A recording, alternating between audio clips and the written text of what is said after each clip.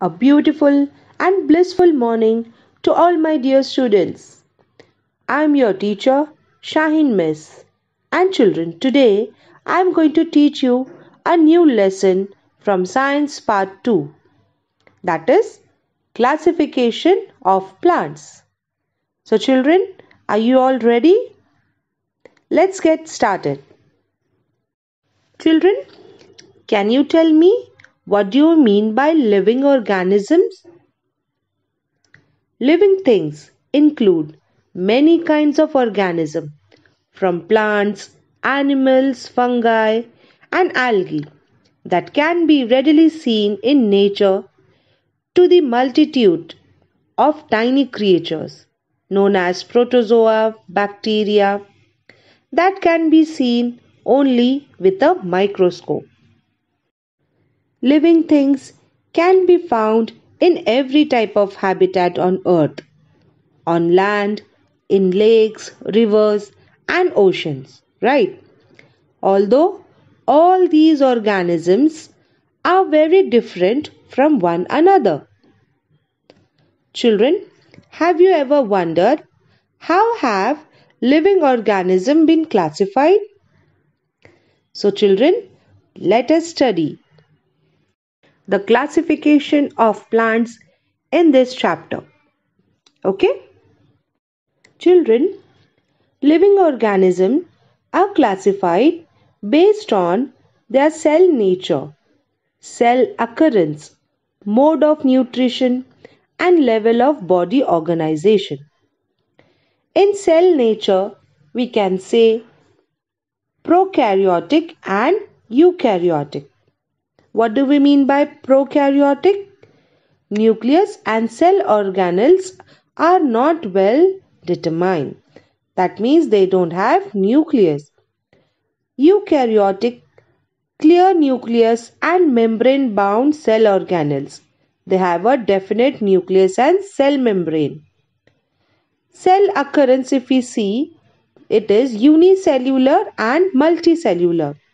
Unicellular means it is made up of a single cell, and multicellular, it means multiple cells in clusters to form specialized tissues and organs. And mode of nutrition, it is autotrophs or heterotrophs. Autotroph means they are able to make their own food, and heterotrophs means they depend on others for their food. Children, we have already studied in our previous classes the five kingdom classification proposed by Robert Whittaker for the study of living organism, right? So we have studied kingdom Monera, Protista and fungi, right? Let us briefly revise it. So with the first kingdom Monera, it is prokaryotic, unicellular, autotrophs or maybe heterotrophs, and some have cell wall and some doesn't. So the example is bacteria. Kingdom Protista, they are eukaryotic, unicellular organisms. Some are autotroph or heterotroph. Their movement is through cilia or flagella. And what is the example here? Amoeba. Kingdom Fungi, it is eukaryotic, mostly multicellular. Heterotrophs, they have cell wall. Some form symbiotic association with blue-green algae. So the example here is mushroom. Kingdom Plantae, they are eukaryotic, multicellular and autotrophs. And kingdom Animalia, they are eukaryotic, multicellular, heterotrophs and cell wall is absent. So here is the flow chart. Living organism is divided into two, prokaryotic and eukaryotic. where in prokaryotic there is kingdom Monera, and in eukaryotic it is divided into two, unicellular and multicellular. In unicellular we have kingdom Protista, and in multicellular it is subdivided into two, with cell wall and without cell wall. With cell wall we have autotroph, that is kingdom Plantae, and heterotroph, that is kingdom Fungi. Whereas without cell wall we have our kingdom Animalia. Got it, children? In this chapter, children, we are going to learn about kingdom Plantae. What are the hidden secrets of kingdom Plantae which impart this green freshness to our surrounding? Just how much diversity is there in this kingdom? So, let us learn. Kingdom Plantae. Children, we know that the group of autotrophic living organisms having eukaryotic cells with cell wall is the group of plants, right? Plants have become autotrophic as they can perform photosynthesis with the help of chlorophyll. We all know that, right? So, living organisms of kingdom Plantae are the main source of food for all the other living organisms. Understood, children? So, the main source of food for all the other living organism is kingdom Plantae, the organisms of kingdom Plantae. Okay? Let's see the basis for classification. The first criteria for classification of plant is the presence or absence of its organ. The presence or absence of separate conducting tissues for conduction of water and food is the next consideration for classification. Now, what do we understand by conducting tissues? The tissues which are present like xylem and phloem, where the conduction of water is done with the help of xylem, and conduction of food, it occurs with the help of phloem in the plants. So the presence or absence of these conducting tissues is also considered for the classification of plants. The presence or absence of the seed is also an important criterion, whether the seeds are enclosed in a fruit or not. And finally, children, plants are also grouped depending upon the number of cotyledons in the seeds. Now, what is cotyledons? It is a significant part of the embryo within the seed of the plant. Okay, within the seed of the plant, there is a part of the embryo. It is called as cotyledon. So, depending upon the number of cotyledons, the plants are also grouped. Okay. At the higher levels of plant classification, different characteristics are considered for classification. In 1883, Eichler, a botanist, classified the kingdom Plantae into two subkingdoms. As a result, two subkingdoms, cryptogams and phanerogams, were considered for plant classification. Depending upon the presence or absence of flowers, fruits and seeds, plants are classified as cryptogams or phanerogams. Cryptogams are the seedless and flowerless plant, whereas phanerogams are the seed plants. Cryptogams are divided into Thallophyta, Bryophyta and Pteridophyta, which are seedless plants, and phanerogams are divided into gymnosperm and angiosperm. And these angiosperms are further classified as monocots or dicots depending upon the number of cotyledons in seeds. Are you getting me, children? Good. Children, let's begin with cryptogams. In this, we have division 1, Thallophyta. Now, Thallophyta, these are the plants which grow mainly in water. This group of plants, they do not have specific parts like root, stem, leaves and flowers like the other plants have, but they are autotrophic due to the presence of chlorophyll, and therefore they are known as algae. They have been called algae.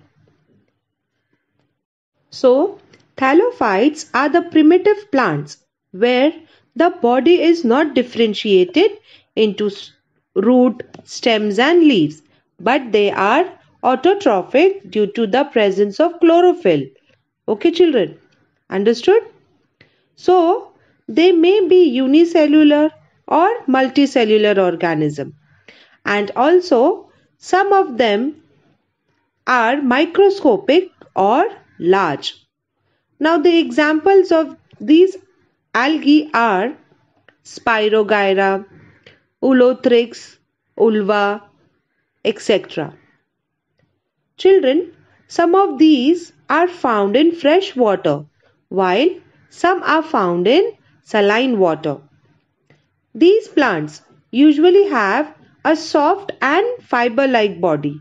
Okay. So, various types of fungi like yeast and molds which do not have chlorophyll are also included in this group. Understood, children? Good.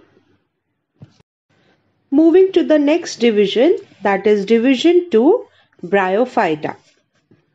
Children, you may have seen a lush green soft carpet on old wall or bricks or rocks in rainy season, right? So if we scrape it gently and then observe it under a magnifying lens, we could see something which now you can observe on your mobile screen. Okay, so these are the bryophytes. They are small, non-vascular plants that prefer moist environment. Okay, they need moist environment to grow. So this group of plant, it is also called as amphibian of the plant kingdom. Why? Because they grow in moist soil, but they need water for reproduction. Okay, so you know the meaning of amphibians, which lives in water as well as on land. So this group, that is Bryophyta, it is called as amphibians of plant kingdom because they grow in moist soil and they need water for reproduction. They are thalloid, multicellular and autotrophic. In this group, children, the plant body is differentiated into stem and leaf-like structures, but there are no specialized structure for the conduction of water and other substances from one part of the plant to the other. Okay, so there are no specialized structures for the conduction of water and other substances from one part of the plant body to the other. They reproduced by spore formation. What are spores, children? As you can see here, children, a spore is a reproductive cell produced by some plants so that it is able to grow into a new plant, so that it can reproduce into a new plant. Okay, so from these spores another new plant will be produced. So they reproduced by spore formation. The structure of the plant body of bryophyte is flat, ribbon-like, long, without true roots, stems and leaf. Instead, children, they have stem-like or leaf-like parts and root-like rhizoids. They do not have specific tissues for conduction of food and water. Right? We have just learned this. So they have a stem-like or a leaf-like parts. Okay.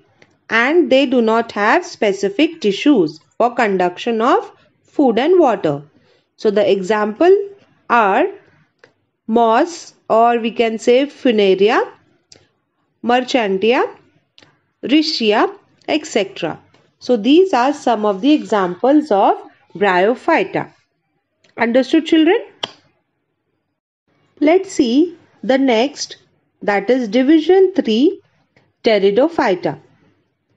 Now children, plants from this group, they have well developed roots, stems and leaves. Okay, and they also have separate tissues for conduction of food and water. That means they have the plant body, okay, it is differentiated into roots, stems and leaves.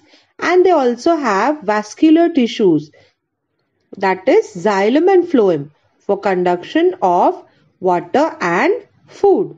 Okay, from one part to the other.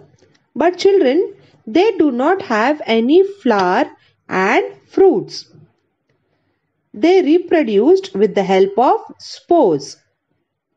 As you can see here, the spores which are present were along the back, or we can say posterior surface of their leaves. So children, you must have seen fern plants, right? Fern, it is one of the ornamental plants in our garden. So this is the example of pteridophytes. Some more examples are ferns like Nephrolepis, Marsilea, Selaginella, Lycopodium, etc. These plants reproduced asexually by spore formation. Okay, and they also have well-developed conducting system. So these are the characteristics of the plants belonging to the division Pteridophyta. Children, what is the similarity between the plants of these group? Thallophyta, Bryophyta and Pteridophyta, irrespective of differences in their body structure? Can you tell me, children? Yes, the similarity between all these three groups is that all these plants reproduced by spore formation. Therefore, they are called cryptogams, as their reproductive organs cannot be seen. Right? Cryptos means hidden and gams are the reproductive organ. So as the name says, they are cryptogams. They hide their reproductive organs. And all of them reproduced by spore formation. Understood, children? I hope, children, every one of you must have understood today's topic of classification of plant. Children, please watch the video attentively and after watching the video, read the lesson to understand it better. We shall meet you in the next lecture with the new subtopic. Till then, take care. Thank you, children.